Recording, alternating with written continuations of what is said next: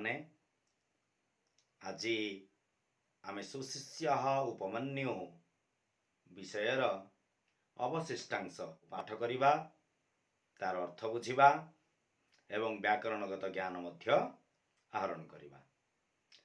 तो या पूर्वर मु टिके सूचई देबकु चाहे आमे पूर्व श्रेणी मानकरे जानिथिले कोन ना गुरुंक द्वारा प्रतिसिद्ध हुई सब क्षेत्र विशेष करी आहार वृत्ति रे प्रतिसिद्ध हुई उपमन्यु कौनसी आहार वृत्तिर व्यवस्था न करि पारी शेषरे जंगल रे बुलु बुलु अरख पत्र गुड़िए खाईदेले, जद्वारा आखि दृष्टिशक्तिहीन हो गला एवं सी कुरे पड़गले। गुरु तांको संध्या पर्यंत फेरिबार न देखी शिष्य मान सहित खोजी खोजी नहीं जंगल रे पहुंची एवं तांको डाकिचंती उपमन्यु कुरे पड़ जाइथिबार उत्तर देइछंती। तो आस आज आमे अवशिष्टांश पाठ करिबा। समस्ते बही खोल, प्रथमे आमे पठन अभ्यास करिबा। देख पिले, तमुपाध्यायः प्रत्युवाच वत्स अश्विनी कुमारौ प्रार्थयस्व तौ देवभिषजौ त्वां चक्षुष्मन्तं करिष्यतः। गुरुणा एव मुक्तः स अश्विनी कुमारौ स्तुतवान्। अथ तस्य स्तुत्या प्रसन्नौ अश्विनी कुमारौ तत्र उपस्थाय उपमन्युं प्राहतुः। वत्स इमं अपुपं भक्ष्य उपमन्युः अवदत्। गुरवे अनिवेद्य इमं अपुपं न भक्षयिष्यामि। अथ अश्विनी कुमारौ आहतुः। वत्स आवान्ते अनया गुरुभक्त्या अतीव प्रीतौ स्वः चक्षुष्मान् भव, श्रेयस्ते भविष्यति, यशस्वी भव। ततः उपमन्युः लब्धचक्षुः उपाध्यायं निकषा आगत्य प्राणमत् सर्वमवदच्च। उपाध्यायः तस्मिन् प्रीतिमान् भूत्वा अवदत्। वत्स अश्विनी कुमारौ यथा आहतुः तथा ते श्रेयो भविष्यति। सर्वे वेदाः सर्वाणि धर्मशास्त्राणि ते प्रतिभाष्यन्ति, त्वमेव सर्वशास्त्रज्ञः भविष्यसि। उपाध्याय वचनात् उपमन्युः तथैव अभवत्। अतः साधुक्तं गुरुभक्त्या किं न सिद्ध्यति। पिलामाने आमे एतिकंश आज पठन करिबा। पुणी थरे आमर उच्चारणगत शुद्धि पाई आमे आउ थरे मध्य पठन अभ्यास करिबा आवश्यक। तेणुकरी आउ थरे देख। तमुपाध्यायः प्रत्युवाच वत्स अश्विनी कुमारौ प्रार्थयस्व तौ देवभिषजौ त्वां चक्षुष्मन्तं करिष्यतः। गुरुणा एव मुक्तः स अश्विनी कुमारौ स्तुतवान्। अथ तस्य स्तुत्या प्रसन्नौ अश्विनी कुमारौ तत्र उपस्थाय उपमन्युं प्राहतुः। वत्स इममपुपं भक्ष्य उपमन्युः अवदत्। गुरवे अनिवेद्य इममपुपं न भक्षयिष्यामि। अथ अश्विनी कुमारौ आहतुः। वत्स आवान्ते अनया गुरुभक्त्या अतीव प्रीतौ स्वः चक्षुष्मान् भव, श्रेयस्ते भविष्यति, यशस्वी भव। ततः उपमन्युः लब्धचक्षुः उपाध्यायं निकषा आगत्य प्राणमत् सर्वमवदच्च। उपाध्यायः तस्मिन् प्रीतिमान् भूत्वा अवदत् वत्स अश्विनी कुमारो यथा आहतुः तथा ते श्रेयो भविष्यति। सर्वे वेदाः सर्वाणि धर्मशास्त्राणि ते प्रतिभास्यन्ति। त्वमेव सर्वशास्त्रज्ञः भविष्यसि। उपाध्याय वचनात् उपमन्युः तथैव अभवत्।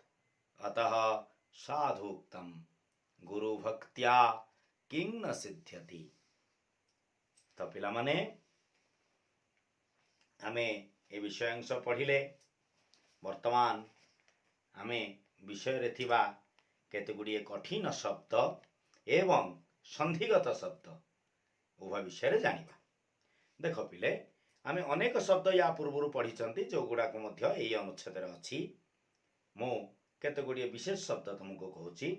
देख पिले प्रार्थयस्व। प्रार्थयस्व माने प्रार्थना कर। देव भिषजौ पिले द्विवचन हेची। देव वैद्य दुई जन।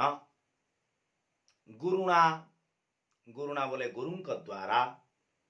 उपस्थाय उपस्थित होई। प्राहतुः कहिले।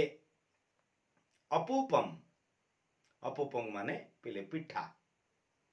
वर्तमान एति गुड़े कठिन शब्द तापरे आमे जानिबा पिले संधिगत शब्द संधि विच्छेद आमे जानिबा। देख तमुपाध्यायः तम युक्त उपाध्यायः प्रत्युवाच प्रति युक्त उवाच एवं उक्तः एवं युक्त उक्तः प्राहतुः प्रयुक्त आहतुः इमम् अपूपम् इमं युक्त अपूपम् श्रेयस्ते श्रेयः युक्त ते प्राणमत् प्रयुक्त अनमत् सर्वम् अवदच्च सर्वं युक्त अवदत् युक्त च त्वमेव त्वं युक्त एव तथैव तथा युक्त एव साधुक्तं साधु युक्त उक्तम। एति गुड़िए संध्या में विषयस्थ अनुच्छेद पाइबा।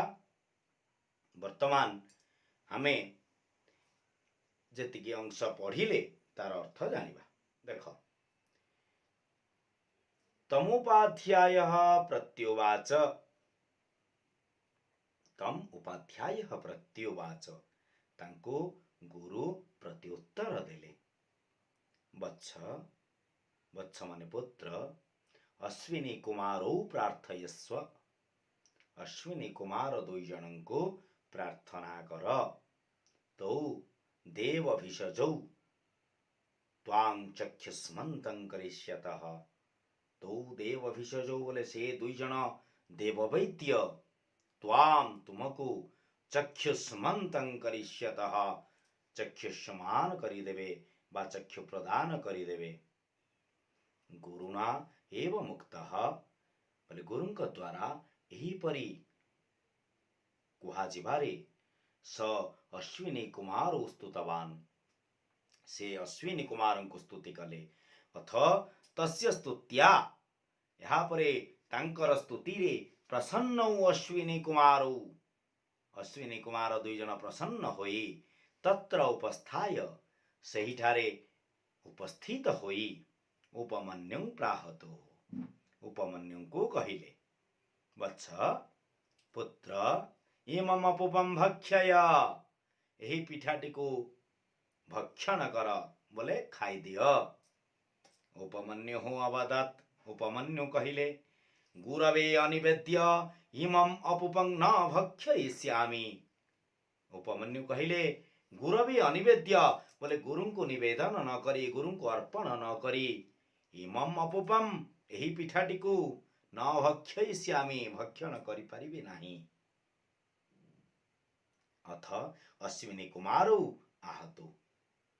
यहाँ पर अश्विनी कुमार दुई जन कहिले वत्स हे पुत्र आवाम ते अनया गुरु भक्त्यातीव प्रीतो स्वः। आवाम बोले आमे दुई जन ते अनया गुरु भक्तिया तब ते माने तुमर तुमर एही गुरु भक्ति द्वारा अतीव प्रीत आमे दुई जन तुमर ए गुरु भक्ति अतीव प्रीत चक्षुष्मान भव चक्षु प्राप्त कर श्रेयस्ते भविष्यति श्रेयस्ते भविष्यति ते श्रेय भविष्यति तुमर श्रेय हेउ जस हेउ जशस्वी भव तुमर जस प्राप्ति कर जशस्वी भव ततः उपमन्यु लब्ध चक्षु तापरे उपमन्यु चक्षु पाई उपाध्याय निकषा आगत्य उपाध्याय निकषा बोले गुरु निकट को आगत्य बोले आसिकरी प्राणमत प्रणाम कले सर्वम अवदत च सब कथा को कहले उपाध्याय तस्मिन् प्रीतिमान भूत्वा अवदत उपाध्याय तांकठारे अत्यंत आनंदित होई कहिले प्रीतिमान बोले अत्यंत आनंदित हेबा अत्यंत आनंदित होई कहिले वत्स अश्विनी कुमारो तथा आहतो तथा ते श्रेयो भविष्यति हे पुत्र अश्विनी कुमार दुई जन जहा कहिले तुमर सही बड़ी श्रेय हेब सर्वे वेदाः सर्वाणि धर्मशास्त्राणि ते प्रतिभाष्यन्ति समस्त वेद समस्त धर्मशास्त्र तुमर प्रतिभात हेब तम एव तुमे ही सर्वशास्त्रज्ञ भविष्यसि समस्त शास्त्रर अधिकारी हेब बा सर्वशास्त्रज्ञ हेब उपाध्याय वचनात् उपाध्यायंकर वचन रे उपमन्यु तथैव अभवत् उपाध्यायंकर वचन कारणरू उपमन्यु सही परि हेले अतः साधुक्तम एणुकरी यथार्थरे कहा जाइछि गुरु भक्तिया किं न सिद्ध्यति गुरु भक्ति द्वारा कौन बा सिद्धि प्राप्त न हुए वास्तव रे पिला माने गुरु भक्ति द्वारा सर्व सिद्धि प्राप्ति होई थाए आमे एही विषयटी को पढ़ी उपमन्युंकर जीवन कहानी रो आमे यही शिक्षा लाभ कले जे गुरु भक्ति द्वारा उपमन्यु यशस्वी हेले चक्षुष्मान हेले सर्वशास्त्रज्ञ हेले तेणुकरी आमको यही शिक्षा मिलिला जे आमे मध्य गुरु को भक्ति करने द्वारा जस प्राप्ति करि परिबा गुरुंकर आज्ञा पालन करने द्वारा आमे जस प्राप्ति करि परिबा तेबे आमे समस्ते गुरुंकर आज्ञा को पालन करवा उचित ठीक अछि तो पिला माने एबे आस आमे व्याकरणगत आलोचना टिके करिबा समास एबे देखिबा प्रथमे अश्विनी कुमारः तौ नित्य समासः देवाभिषजौ देवानां भिषक्तौ षष्ठी तत्पुरुषः समासः अनिवेद्य हमें आगुरी जानी थे न अनिवेद्य न तत्पुरुष समास गुरु भक्त्या गुरौ भक्ति ही तया सप्तमी तत्पुरुषः समास लब्ध चक्षु लब्धे चक्षुषी जेना सह बहुव्रीहि समास धर्मशास्त्राणि धर्म प्रतिपादकानि शास्त्राणि पिले एठी मध्यपद लोपी कर्मधारय समास धर्म प्रतिपादकानि एठी लोप होईछि धर्म प्रतिपादकानि शास्त्राणि मध्यपद लोपी कर्मधारय समास सर्वशास्त्रज्ञः सर्वशास्त्राणि जानाति इति उपपद तत्पुरुष समास त उपाध्याय वचनात् उपाध्यायस्य वचनं तस्मात् षष्ठी तत्पुरुष समास साधुक्तम साधुना उक्तम तृतीया तत्पुरुष समास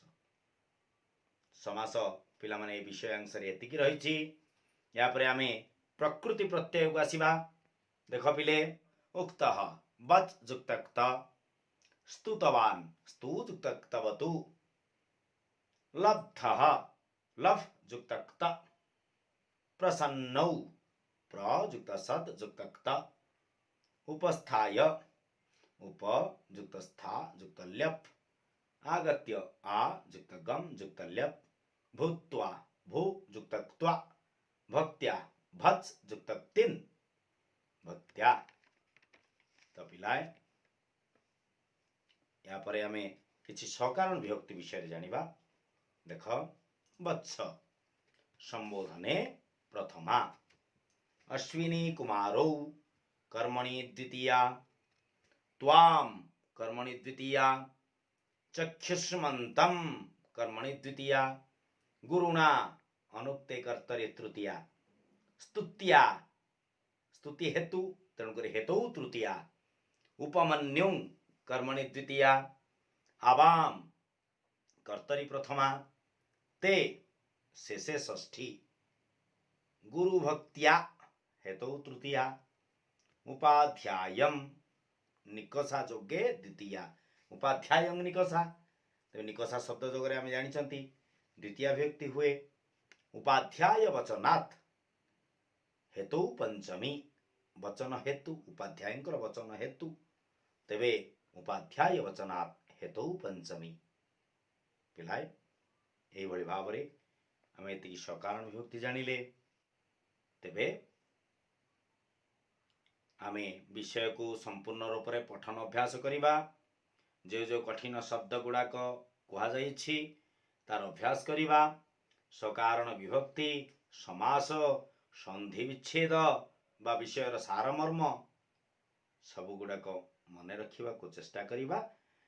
एहा मध्यरु हमर परीक्षा रे क्षुद्र उत्तरमूलक प्रश्न आसीबो एवं दीर्घ उत्तरमूलक प्रश्न मध्य आम एठारु पाइबा।